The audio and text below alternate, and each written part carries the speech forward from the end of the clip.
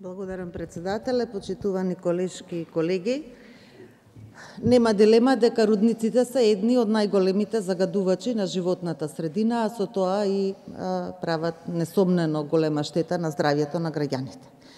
И околу тоа гледам дека сите се согласуваме. Не можам да се согласам во делот дека доволно е да се прави некоја компензација финансиска, тоа не ја подобрува животната средина и здравјето на луѓето, и дека нема друг начин како да се развива економијата ако не се експлоатираат минералните суровини, бидејќи има, и тоа е трендот по кој развиениот свет оди, не инвестираат во рудници и не ја развиваат економијата со тешка загадувачка индустрија, туку одат во насока на развој на зелената економија. Значи, можности има, паралелно и да имаме економски развој и благосостојба и да ја заштитиме животната средина и здравјето на граѓаните. Да ве потсетам само дека до пред неколку години имаше силни реакции и од локалното население, и од невладиниот сектор по однос на некои концесии кои беа претходно пред неколку години издадени. И многу беше тежок патот како да се одземат тие концесии, наоѓајќи ги нормално правните механизми на заштита. И навистина ми е драго што владата ги одзеде концесиите и за Казандол, и за Иловица, бидејќи тоа ќе значеше несомнено огромна штета по животната средина и по здравјето, но ако сакате и по економијата на тие луѓе од југоистокот, кои практично екзистираат од земјоделие и од туризам, а овие дејности не одат заедно со рударството, мислам дека ќе се сложиме.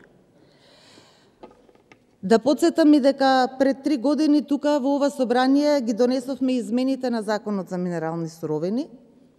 со кои се забрани отворање на нови рудници од отворен коп кои користат цијаниди и сулфурна киселина, пак во интерес на заштита на животната средина и на здравјето на луѓето. И во овој период со овие рудници кои сега работат, но исто така и оние стари рудници кои што се затворени и од кои во наследство добивме само тони и тони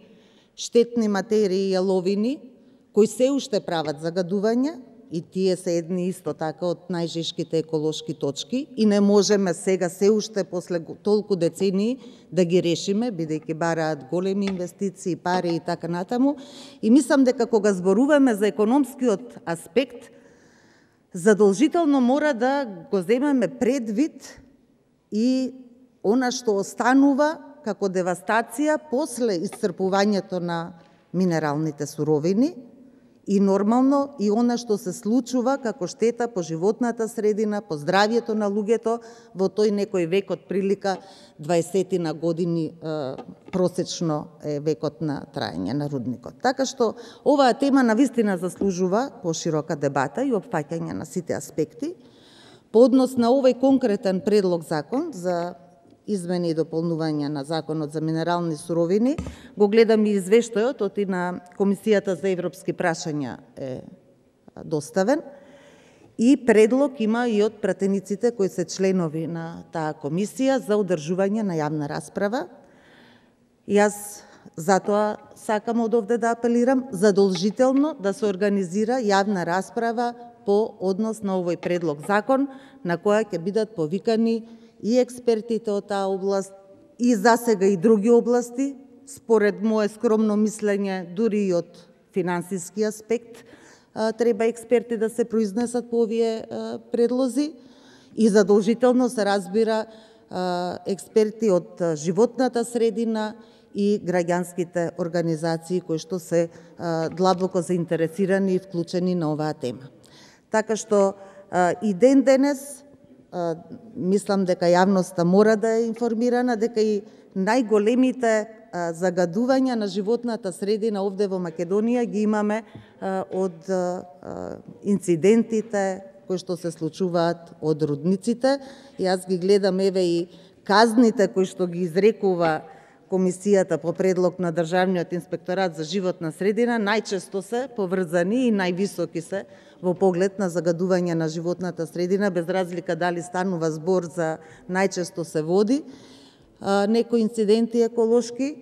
и затоа пак уште еднаш ќе апелирам, и највисоката казна кога ќе се изрече, пак е премногу ниска во однос на она што е загадување на животна средина и здравје на луѓето. И да бидеме искрени, на овие големи бизнис фирми, веројатно и повеќе им се исплати да платат некоја казна, отколку да инвестираат во заштита на животната средина. А предлог законот за прекршоци, кој што еве 2 години чека да дојде на ред во ова собрание, со кој се предвидува зголемување на казните за загадувачите, еве, ова собрание се уште никако да обезбеди согласност, консензус, бидејќи нели со двотретинско мнозинство треба да го донесеме. И уште еднаш од овде ќе апелирам до вас сите дека навистина мора да ги донесеме овие измени за да пратиме порака до овие тешки загадувачки индустрии дека мора да ги применат сите мерки на заштита и дека не им се исплати да загадуваат и да уништуваат животната средина, туку да вложуваат во она што значи нејзина заштита. Да се навратам на предлог законот, задолжително да се организира јавна расправа по овој закон. Благодарам.